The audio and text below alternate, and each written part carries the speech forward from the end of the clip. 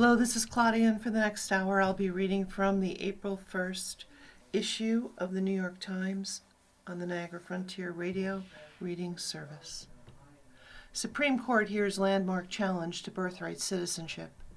President Trump is attending the arguments challenging his executive order, which seeks to bar children of undocumented immigrants from automatic U.S. citizenship.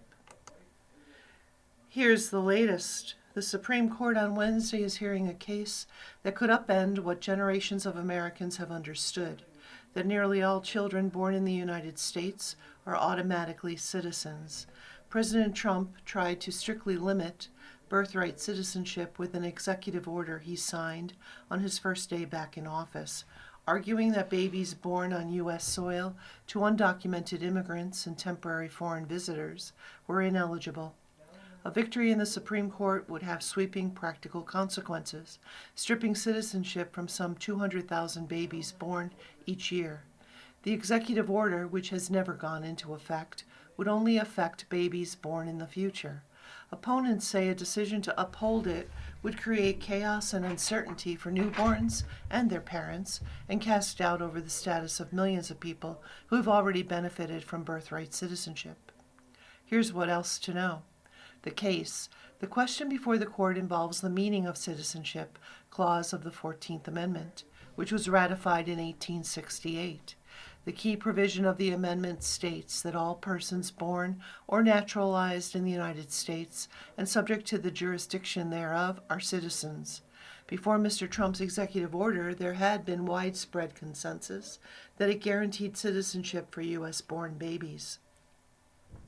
In a key precedent, the court ruled in 1898 that Wong Kim Ark, a man of Chinese ancestry, born in San Francisco to non-citizen parents, was a U.S. citizen. Major costs. Enforcing the executive order would require building an expensive and fragmented verification system. Major consequences. If Mr. Trump succeeds, there could be 6.4 million U.S.-born children without legal status by 2050, according to a new study. The largest number of people affected would be Hispanics, but the biggest relative change in births of babies without citizenship would be among Asians. President's visit. Mr. Trump is attending Wednesday's arguments in person. No sitting president has done this before, and Mr. Trump's presence in the courtroom adds to the drama for an already emotionally charged session. The early exception to birthright citizenship for Native Americans and why it matters. At the time Congress adopted the 14th Amendment in 1868, the modern concept of illegal immigration did not exist, but the court and members of Congress did recognize a small number of long-standing exceptions to the broad guarantee of birthright citizenship.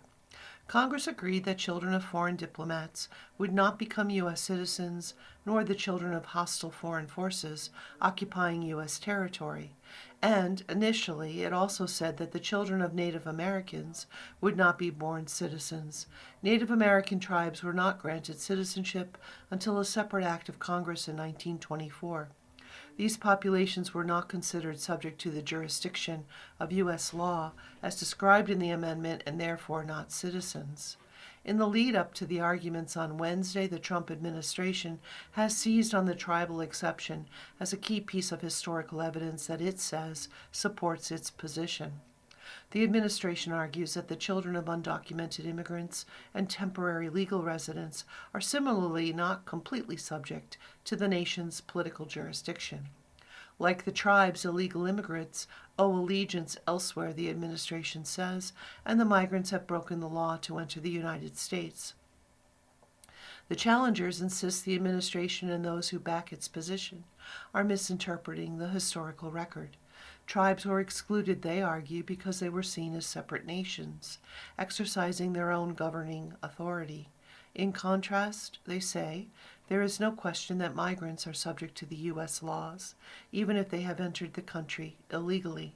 They note, too, that the administration's order would also target many expectant parents who are in the country legally, including students with visas, asylum seekers, or those with temporary protections from deportation. that permit them to live and work in the United States while they seek permanent residency. Gregory Blavatsky and Bethany Berger, federal Indian law scholars, filed a brief in opposition to the administration, saying it has distorted history and the law regarding Native Americans. The administration's attempts to dragoon federal Indian law into supporting their position are historically flawed and distort the unique status of Indian tribes, they wrote in the filing. The brief quotes from the court's landmark 1898 decision in Wong Kim Ark, in which the justices said that the special status of Native Americans born into tribes had no tendency to deny citizenship to children born in the United States of foreign parents.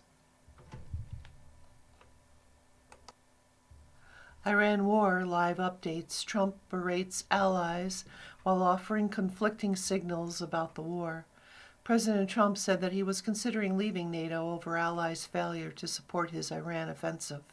After suggesting that the U.S. war would end in weeks, he threatened Iran with more attacks. He was scheduled to deliver an address on the war at 9 p.m. Eastern. Here's the latest. President Trump said that he was considering pulling the United States out of NATO over the war with Iran as he heaps pressure on the allies to manage the fallout of a conflict he signaled he would wind down in 2 or 3 weeks. In an interview with Britain's Telegraph newspaper published on Wednesday, Mr. Trump was asked whether he was reconsidering U.S. membership in the military alliance and was quoted as replying, "Oh yes," and that it was beyond reconsideration. And he continued to claim success in the war, saying in a Truth Social post that Iran's new regime president had asked for a ceasefire without saying who he was referring to, and despite Iran's repeated denials that it is negotiating with the United States. The comments came a day after Mr. Trump said that he expected the U.S. military campaign in Iran would be over very soon and dismissed Iran's closure of the Strait of Hormuz, which has jolted global energy markets, as a problem for other countries to resolve. An Iranian official emphasized on Wednesday that the United States would not regain access to the waterway, saying in a social media post, "The Strait of Hormuz will certainly reopen, but not for you." Mr. Trump was scheduled to deliver an important update on the war in a national address at 9 p.m. Eastern on Wednesday, said Caroline Leavitt, the White House press secretary, and on Tuesday afternoon, Mr. Trump told reporters that he had achieved his primary goal of preventing Iran from developing a nuclear weapon, though there is no evidence that the United States or Israel has destroyed the country's stockpile of near-bomb-grade fuel. Earlier Tuesday, Defense Secretary Pete Hegseth said that the U.S. had achieved such control over Iran's skies that it was flying B-52 bombers directly over Iranian territory. But Mr. Hegseth acknowledged that Iran retained the ability to retaliate with missiles and drones targeting U.S. allies in the region. On Wednesday morning, the authorities in Bahrain, Kuwait, and Qatar all reported missile or drone attacks from Iran. The Israeli military said on Wednesday that it had completed a wave of strikes against Iranian government infrastructure in Tehran, the capital, without specifying the targets. Iranian state television reported that 3 locations were hit, including an area northeast of Tehran with military buildings and housing. Here's what else we're covering. NATO, Mr. Trump's comments about the transatlantic military alliance plunged leaders in Europe, which has relied for decades on American military power, into another cycle of anxious deliberations, similar to when he mused last year about invading Greenland before ultimately backing off.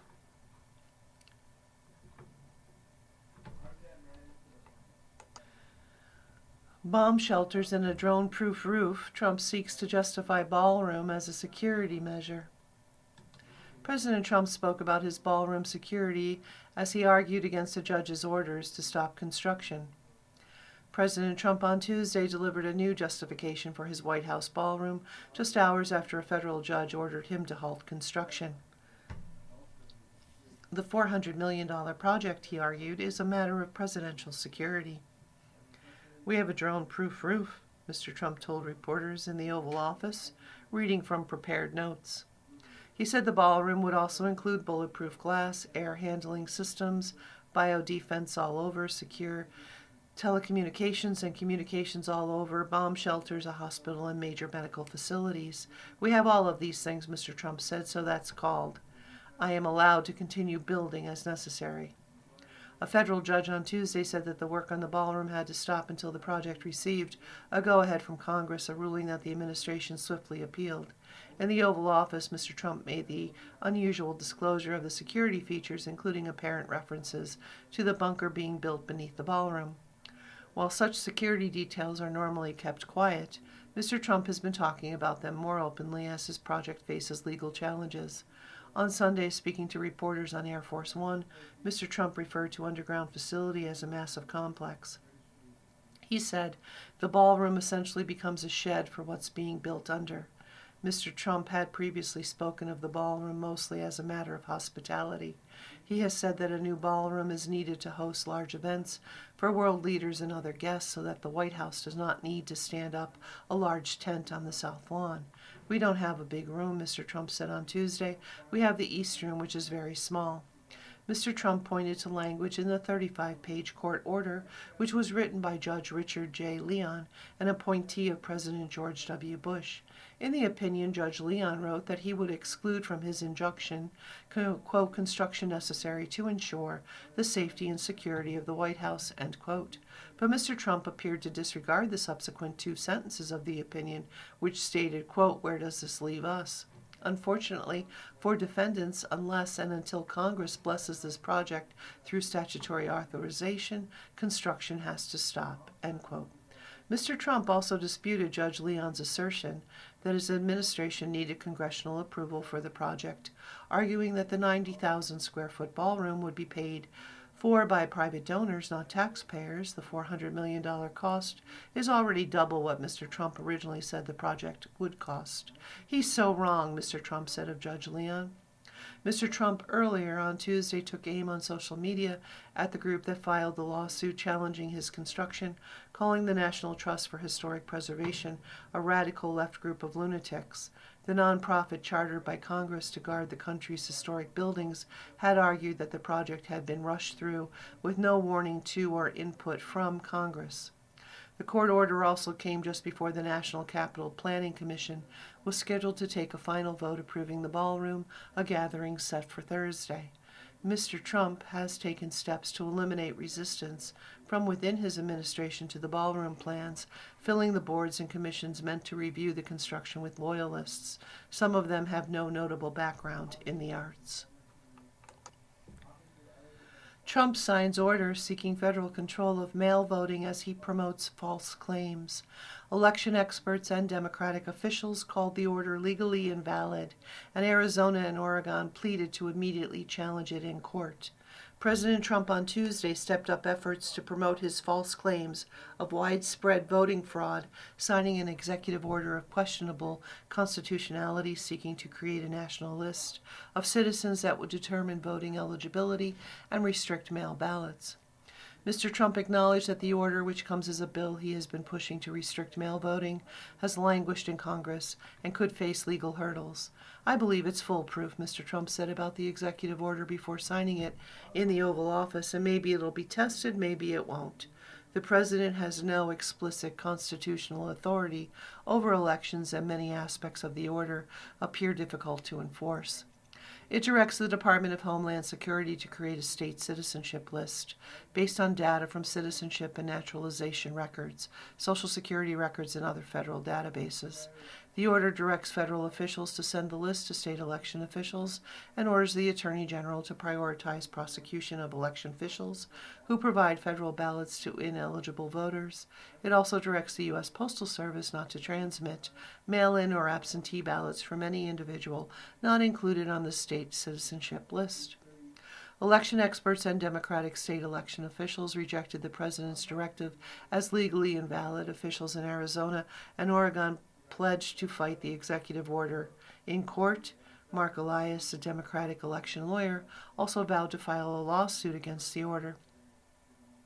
The Constitution doesn't allow the executive to take over elections administration. That's a job for the state legislatures or Congress, and so I don't think this is going to pass any sort of judicial muster, Adrian Fontes, Arizona Secretary of State, said in an interview. So this is a big, giant waste of time, and it's an attention grab from the Trump administration. He added, the greatest threat to American elections is Donald Trump lying about them. Our elections are in good shape. Mr. Trump has long fixated on mail-in voting to bolster his baseless claims of widespread fraud in elections. On Tuesday, he reiterated his false claims that cheating among mail-in voting is legendary. Voter fraud in the United States is extremely rare, and Trump's continued claims about large-scale cheating in elections has never been proven or substantiated. The Constitution grants no explicit authority to the executive branch regarding elections. It grants the states broad authority to conduct elections, including the time, place, and manner, and it dictates that Congress may pass laws overseeing elections. Courts have largely blocked Mr. Trump's previous executive order, signed last year, seeking to require documentary proof of citizenship to vote, among other changes. And in January, a federal judge blocked the administration from withholding federal election funds to states that do not alter their voting procedures in line with the president's demands. Mr. Trump's latest order attempts to harness the U.S. Postal Service to control who gets access to mail ballots. The states run these elections, said Commerce Secretary Howard Lutnick, who joined Mr. Trump in the Oval Office Tuesday. If they want to use the U.S. Postal Service, they are going to get a code, a barcode from the U.S. Postal Service, and they're going to put that on the envelope, and we will have one envelope per vote. A U.S. Postal Service spokesman said that the agency was reviewing the order. Sean Morales-Doyle, director of Brennan Center's Voting Rights and Elections program, said the executive order is flatly illegal.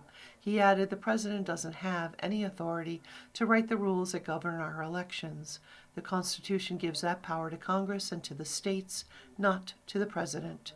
Mr. Trump's announcement that the government is creating a state citizenship list comes as the administration has been largely stymied in its efforts to build a national voter database. The Justice Department has attempted to get to the private, unredacted voter rolls from nearly every state in the country, but only about 12 states have agreed to provide the data, according to the Brennan Center for Justice. Attempts to force at least 29 states to hand over their voter rolls through litigation has so far been unsuccessful. Some Republican-controlled states, including Utah, Oklahoma, and West Virginia, have been among those that have resisted the Justice Department's requests. Election officials have said that any national voter list would likely be rife with errors because each state's voter file is updated every day, changing as voters move away, naturalize, turn 18, or die. As soon as a national list was created, it would be out of date. Mr. Trump has for weeks been pushing Congress to pass a bill that would impose restrictions on voting and mail-in ballots and would require states to turn over their voter rolls to the Department of Homeland Security for the agency to remove people flagged as non-citizens. But that legislation has no clear path to passage, with Democrats unanimously opposing it and some Republican senators objecting to adding restrictions on voting by mail, which is a main method of voting in multiple states. Lawmakers left Washington last Friday for a planned 2-week recess with no significant progress toward passing the measure. Some Republicans have committed to attaching Mr. Trump's desired restrictions to a new bill they can push through on a party-line vote using a special process known as budget reconciliation. But that procedure has strict limits that may make it difficult to do so. Though Mr. Trump has long been skeptical of voting by mail, criticizing the practice, while a candidate during the 2016 election, it was not until it became a partisan liability that he took a far more aggressive posture. During the 2020 election, Democrats began to vastly outpace Republicans in voting by mail, reaching a nearly 2-to-1 advantage in mail ballots, according to data from the MIT Election Data and Science Lab. After his loss in 2020, Mr. Trump made mail voting a target of his attempts to subvert the election, making numerous false and unsubstantiated claims about voting by mail and filing multiple lawsuits challenging mail ballots. As he has continued to criticize the process, Democrats have maintained an advantage in mail voting nationwide, though the gap has narrowed. During the 2024 election, 37% of Democrats reported voting by mail compared to 24% of Republicans, according to the MIT Election Data and Science Lab. Overall, voting by mail was used by about 1 in 3 American voters in the 2024 election. And earlier this month, Mr. Trump cast a mail ballot for a special election in Florida. You're listening to a reading of articles and features from the New York Times on the Niagara Frontier Radio Reading Service. Iran maintains nuclear capacities despite Trump's claim of U.S. success. For the second time in recent days, President Trump declared that one of the key objectives of the war had been accomplished. President Trump declared on Tuesday that he had already achieved one of the primary objectives of his attack on Iran, the elimination of its ability to build a nuclear weapon.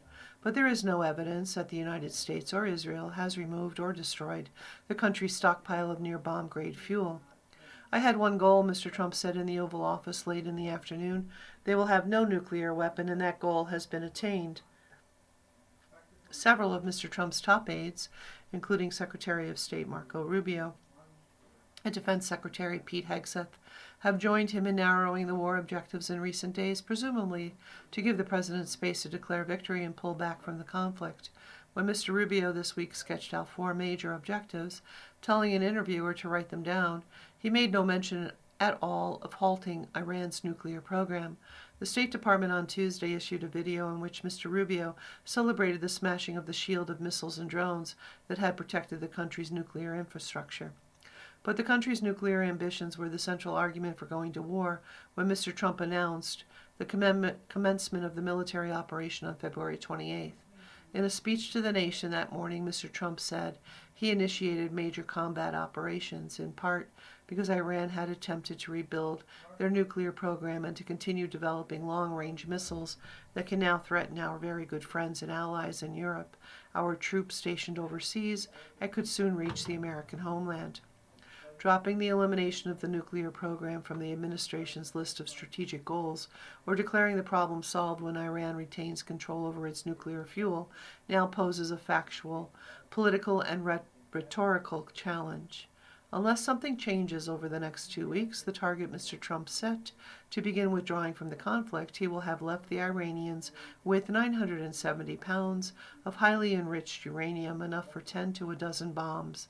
The country will retain control over an even larger inventory of medium-enriched uranium that, with further enrichment, could be turned into bomb fuel if the Iranians can rebuild the capacity over a month of steady bombing.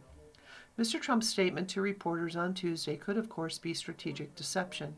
The United States and Israel have both been planning and rehearsing raids on Iranian sites at Isfahan and Natanz, the 2 locations where most of Iran's near bomb-grade stockpiles are believed to be buried. They were both hit in the U.S. air attacks last June, and while there is evidence that the Iranians regained access to the Isfahan site, where international inspectors believe the vast majority of the fuel to be stored, there is no indication that any of it has been removed.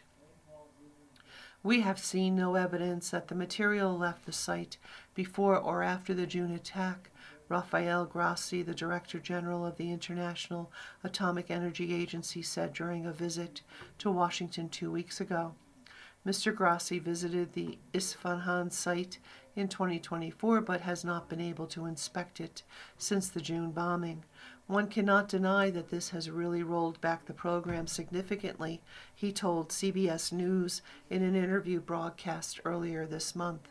But my impression is that once the military effort comes to an end, we will still inherit a number of major issues that have been at the center of all of this. Mr. Grossi added that while some nuclear sites had been stuck in the latest wave of attacks, they had been relatively marginal to the overall Israeli and U.S. effort. Just a few weeks ago, the administration was actively debating sending in special operation forces to seize the material stored in 30 to 50 canisters, but the operation would be among the riskiest of commando raids. Isfahan is hundreds of miles inland and presumed to be guarded by the Islamic Revolutionary Guard Corps, or IRGC, which runs Iran's covert nuclear efforts. While officials said last week that the president had still made no decision about the operation, they acknowledged that the risk of many U.S. and Israeli casualties had caused officials to reconsider their earlier enthusiasm for seizing the material or seeking to destroy it. And if real negotiations begin, the United States may convince Iran to give up the material. That is what happened in 2015 when the Obama administration negotiated a deal in which Iran shipped about 97% of its nuclear stockpile to Russia. That left the country with so little material that intelligence estimates concluded Iran would require at least a year to make the fuel for a weapon, and months or years longer for the device itself.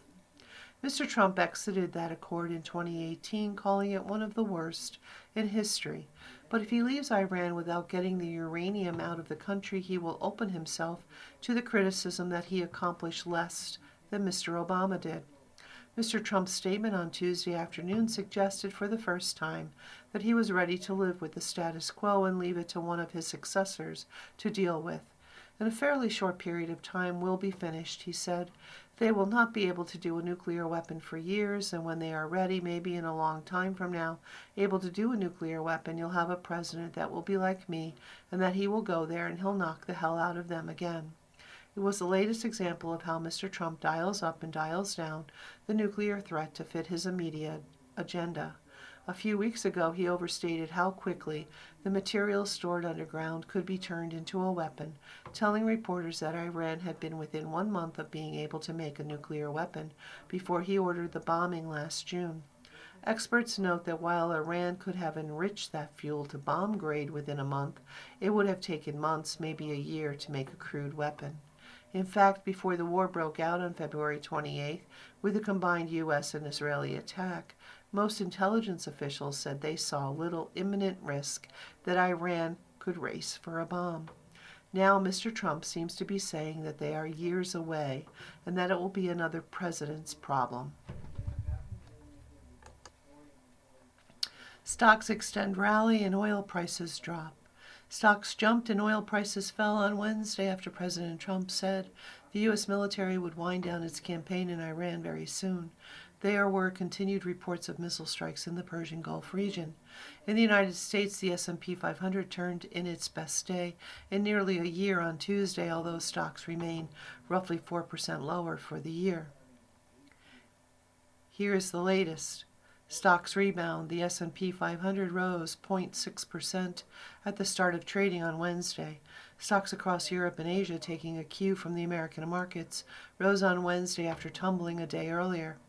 The Nikkei 225 in Japan jumped 5.2%, and the Kospi Index in South Korea, which has experienced particularly drastic swings, surged 8.4%. The Stoxx 600, a broad European index, rose more than 2%, with all major markets in the region posting gains. Oil declines. The price of Brent crude, the global benchmark for oil, fell to around $101 a barrel for June delivery. Oil trades mostly on the futures market, and prices are agreed to ahead of time via monthly contracts. On Tuesday, the Brent contract for May expired at a price of $118.35 a barrel, the highest level since the start of the war. The focus of trading has now shifted to a June delivery. West Texas Intermediate crude, the U.S. benchmark, fell to around $100 a barrel. Investors and analysts are focused on the Strait of Hormuz. The narrow waterway between Iran and Oman is a vital trading route for oil and natural gas that normally carries as much as 1/5 of the world's oil supply. Shipping traffic exiting the Persian Gulf through the strait has been effectively halted since the war began. Gasoline prices continue to climb. U.S. gasoline prices rose again on Wednesday, jumping to a national average of $4.06 a gallon, according to the AAA Motor Club. The cost for drivers has risen by 36% since the war began. Gas prices don't move in lockstep with crude, usually trailing increases or drops by a few days. Diesel prices have increased even more quickly, rising to $5.49 on Wednesday, up 46% since the start of the war. What they're saying, the financial system has been resilient so far. The Bank of England, in a report on financial stability released on Wednesday, noted that the fighting in the Middle East would weigh on economic growth and push up inflation, amplifying the risks to stability, already under threat from record levels of debt, heady asset valuations, and shaky private credit markets. Still, the financial system has been resilient so far, the central bank said. In this materially more unpredictable environment, the report noted, heightened uncertainty and unpredictability have made it harder for markets to price underlying economic fundamentals, increasing the likelihood and magnitude of sharp market shifts in response to new information. You are listening to a reading of articles and features from the New York Times on the Niagara Frontier Radio Reading Service. Waking up in pain? Your sleep position may need adjusting. Stiffness, achy joints, acid reflux, snoring. Experts explain the pros and cons of the three main ways people sleep. Ever wake up with a crick in your neck or a pain in your lower back? Are you roused from sleep by heartburn or a partner complaining that you snore? If you've answered yes to any of these questions, your sleep position might be to blame. There is no right way to sleep, said Dr. Indira Garubahagatalula, a professor of sleep medicine at the University of Pennsylvania Perelman School of Medicine. But if you are waking up with discomfort or stiffness or having restless nights, certain adjustments to your sleeping posture may help.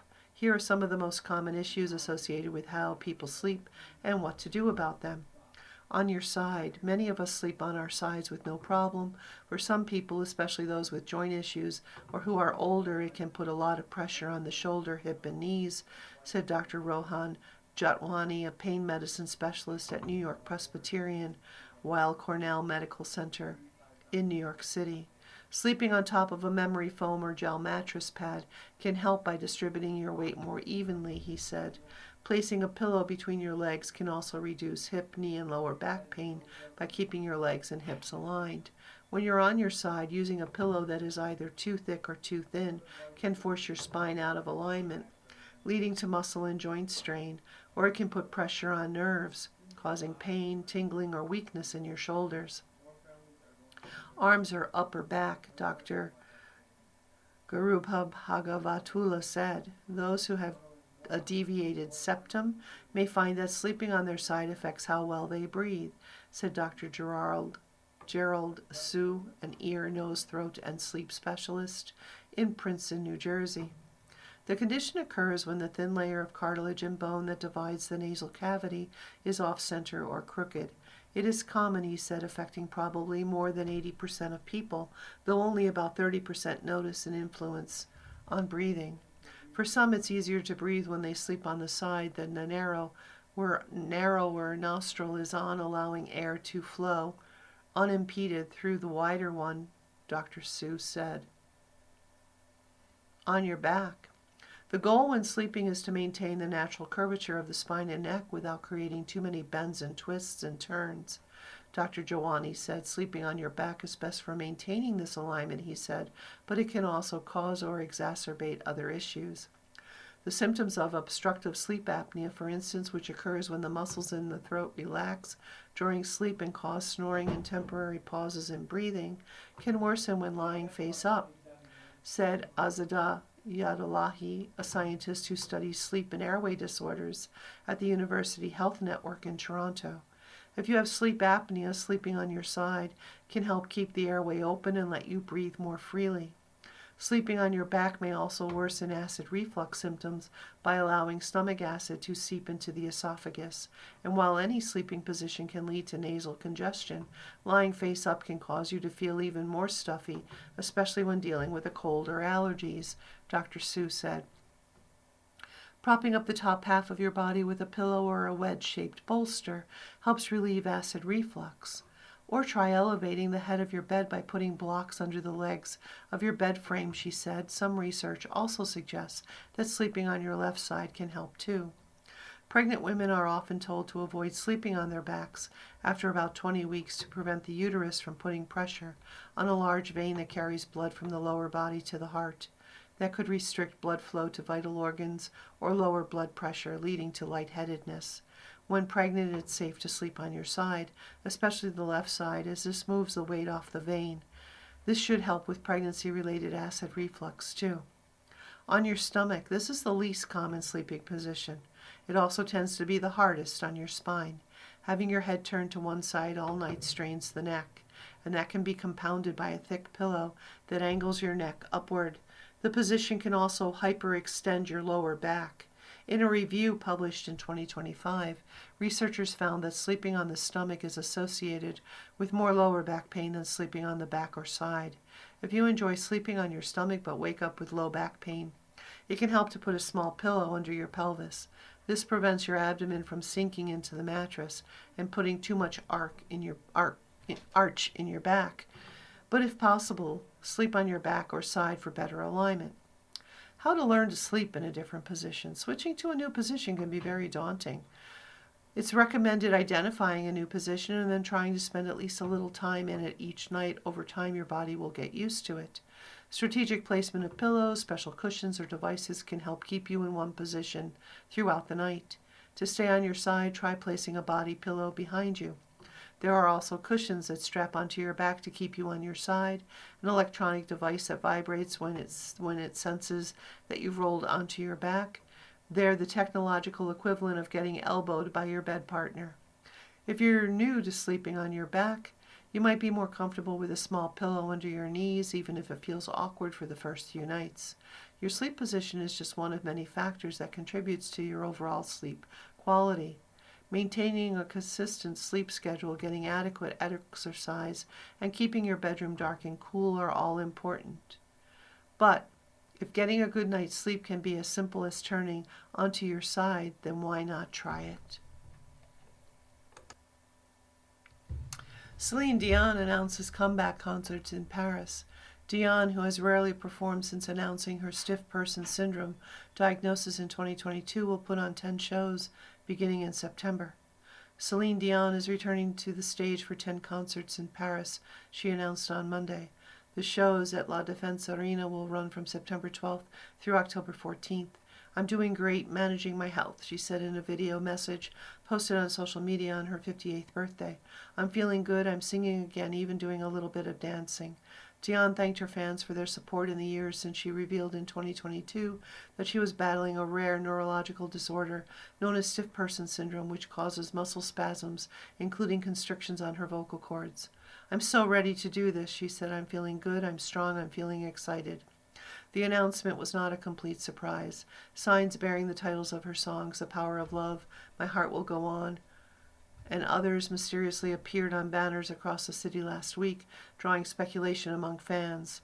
The Canadian singer has long had a deep connection to Paris. She told Vogue France in 2024 that she believed everything about the city was la vie en rose, a French expression that represents a blissful and optimistic perspective. I want to love more when I'm in Paris, she said. It makes me love things more. I Am Celine Dion, the Raw documentary released in 2024, showed the singer grappling with her health and having difficulty singing at a recording session.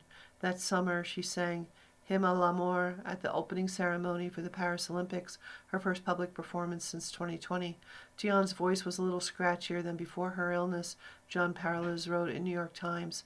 But the drama of the moment was matched by the dynamics of her performance, rising to an unaccompanied peak before a triumphant final phrase. He added, "Yes, she nailed the landing." Don't call them retirement communities.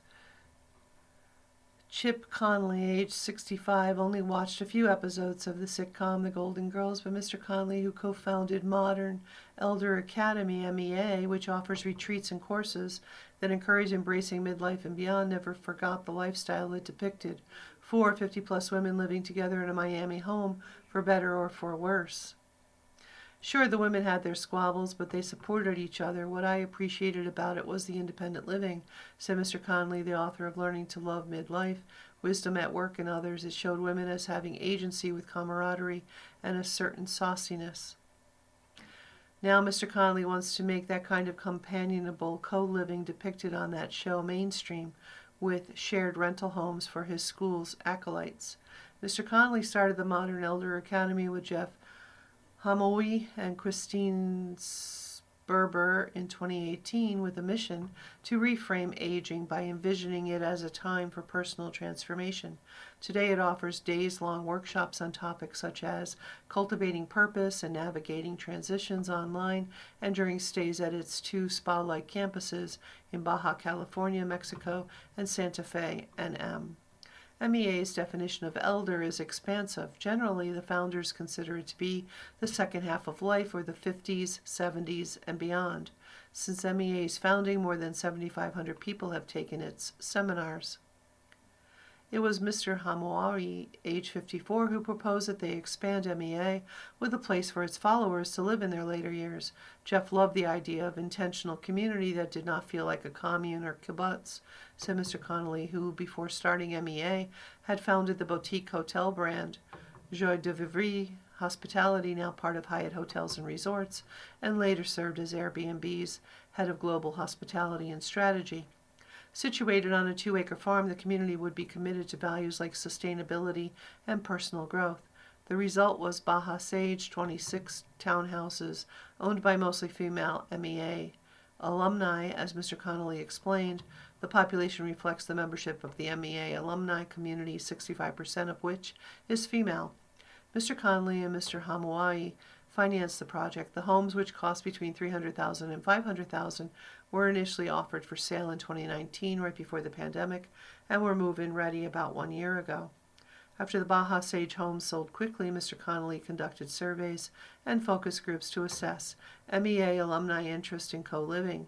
88% of respondents said they'd consider living with friends, and more than half noted that they prefer to be aging alone or in a conventional retirement community. Encouraged by these results, Mr. Connolly decided to create shared rental homes near the Santa Fe MEA campus. To avoid the hassles and inefficiencies of new construction, he bought existing large houses to convert into shared homes with small furnished private units and common areas. Currently, there is one 3-bedroom house home for 3 residents and one 6-bedroom that will most likely house 5 women.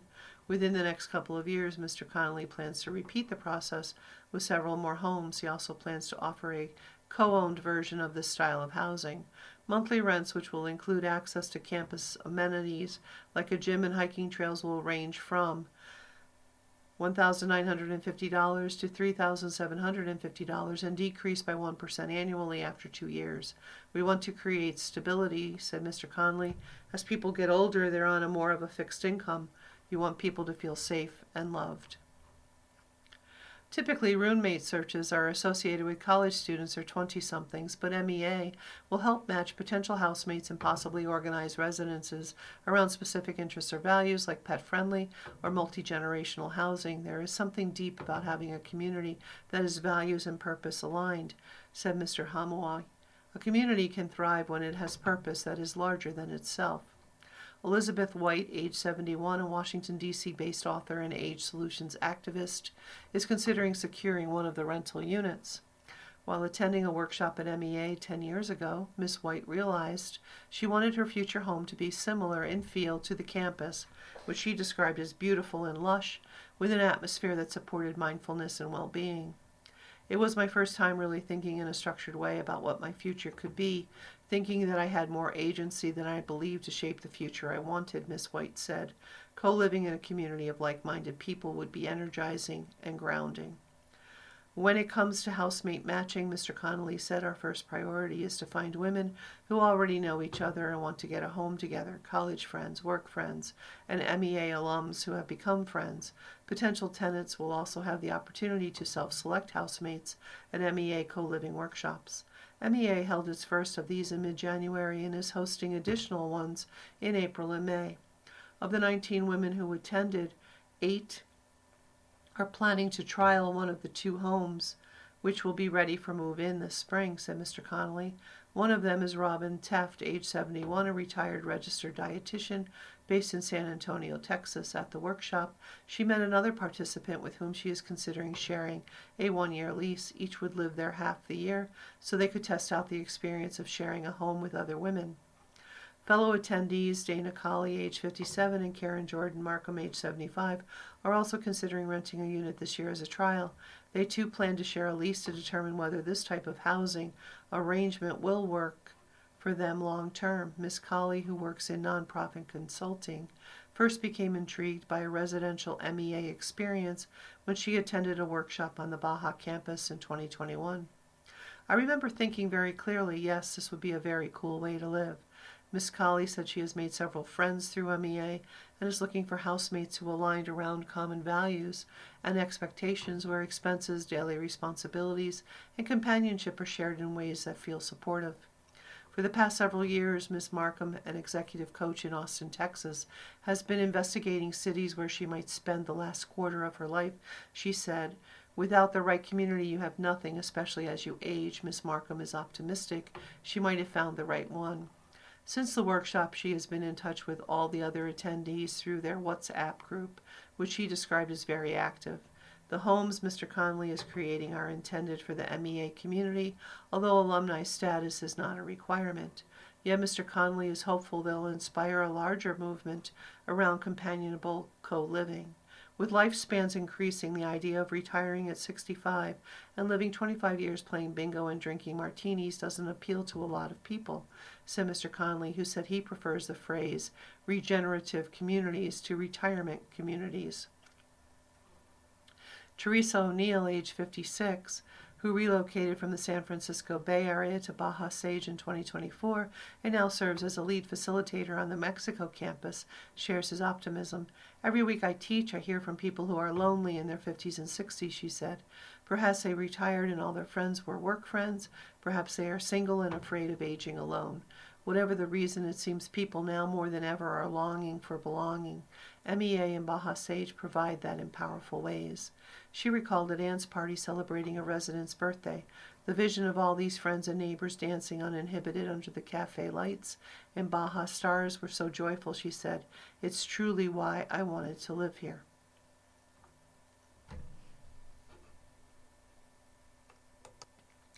You're listening to a reading of articles and features from the New York Times on the Niagara Frontier Radio Reading Service.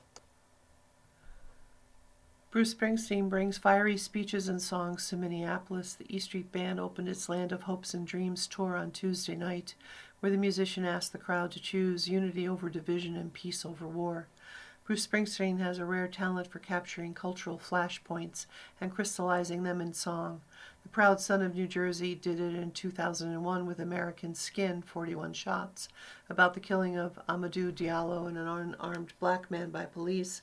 He did it in 2002 with The Rising, an album about recovery and resilience after the attack on the World Trade Center, and again in 2006 when his performance of songs including We Shall Overcome and My City in Ruins in New Orleans after Hurricane Katrina brought the audience at the Jazz and Heritage Festival to tears.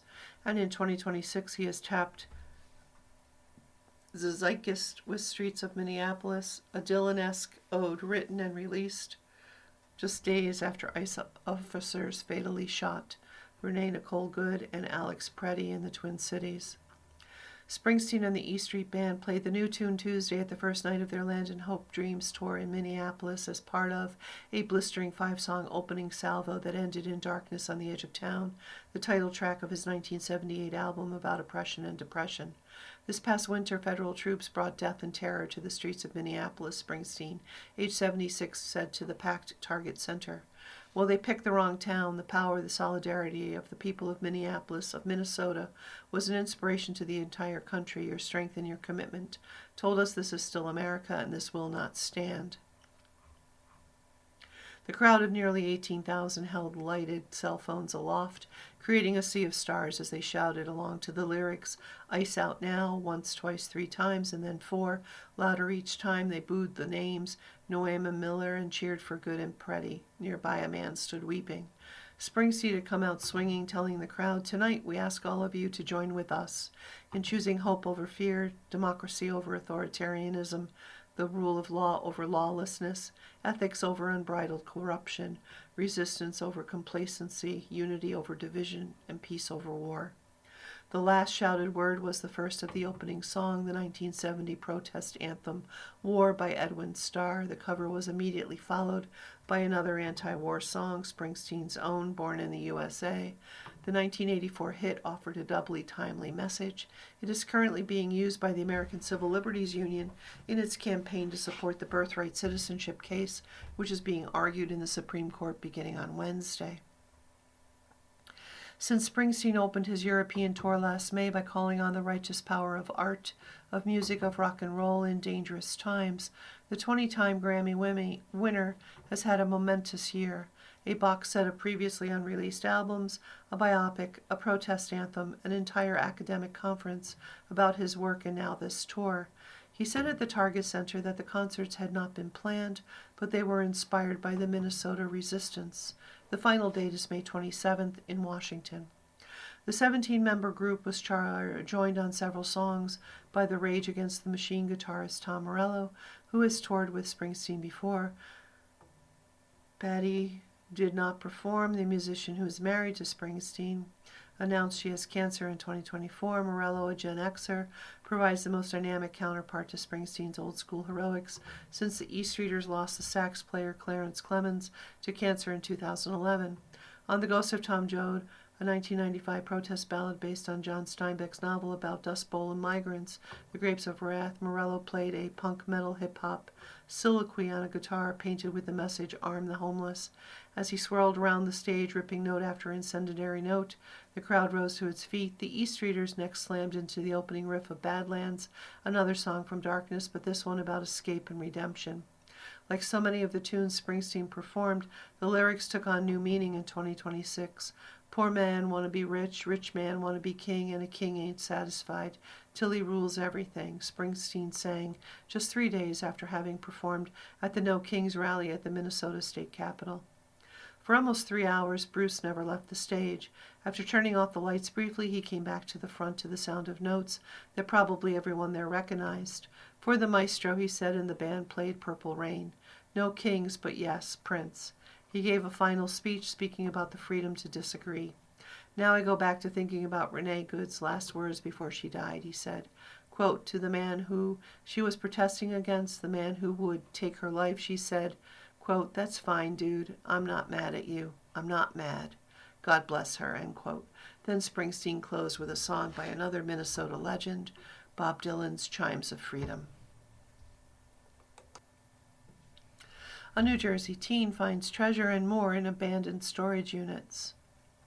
On an icy afternoon, a 17-year-old named Michael Haskell parked his battered Hyundai outside a cavernous storage facility on Staten Island. Then he fetched a hand truck and wheeled it through a maze of hundreds of identical units, its squeaking wheels echoing through the labyrinth. Any of these could be a gold mine, he said. He stopped at number 3361 and unlocked the padlock. A musty odor emerged. He looked inside. The unit was crammed with bird cages, cedar chest, old paperbacks, bar stools, and Art Deco lamps. I think I'll make good money off this locker, which isn't bad since I bought it for $140, Michael said. Copper is at $6 a pound right now, so I can sell the lamps to the scrapyard. It's all about squeezing every dollar out of the locker. While some teenagers hang out after school playing Fortnite or shooting hoops, Michael has taken up a more enterprising hobby. He buys abandoned storage lockers at bargain prices from public lien auctions with the aim of selling their contents for profit. It began 2 years ago when he watched a rerun of Storage Wars. He's been on an urban treasure hunt since. His adventures have brought him to CubeSmart, Extra Space Storage, and Manhattan Mini Storage facilities in and around New York. He sells his scavenged goods through his eBay store, Mike's Unique Treasures, to earn over $7,000 a month, a figure backed by the financial records he showed me. He runs his operation out of the suburban New Jersey home where he lives with his mother. The garage is lined with meticulously indexed old magazines, vinyl records, World War II artifacts, rare stamps, VHS tapes, and vintage fishing rods. After finishing his homework, Michael spends his nights at a work table, packaging inventory to ship to his customers around the country. My friends tell me they're amazed I'm making money at this, he said. None have asked to come along with me yet, though. I'm not sure why. At the Staten Island facility, Michael took photographs of enticing objects and fed them into an AI image search, Google Lens, to get an idea of their value. Then he used a mechanical saw to break down tattered furniture with no selling potential. I'm always on the search for the next Crispo, he said, mowing away. That was my first big score. He was referring to the haul that turned his hobby into a quest, a storage unit he bought in Brooklyn for $450 that had belonged to Andrew Crispo, a shadowy 1980s art dealer. Michael sold a Man Ray painting and some Walt Kuhn drawings he found inside for nearly $50,000. My family took my hobby seriously after that, he said. After clearing the Staten Island unit with the help of 2 movers he had hired through Facebook Marketplace, he got back into the Hyundai. It was so simple at the start. When Michael got into the game of flipping used goods, he just wanted to make some money. But the business of dealing in people's abandoned possessions, it turns out, can be fraught. 2 years into his pursuit, he knows all too well that every locker tells a story, many of them bleak. I'm always trying to figure out the lives behind the units, Michael said as he drove toward another storage facility.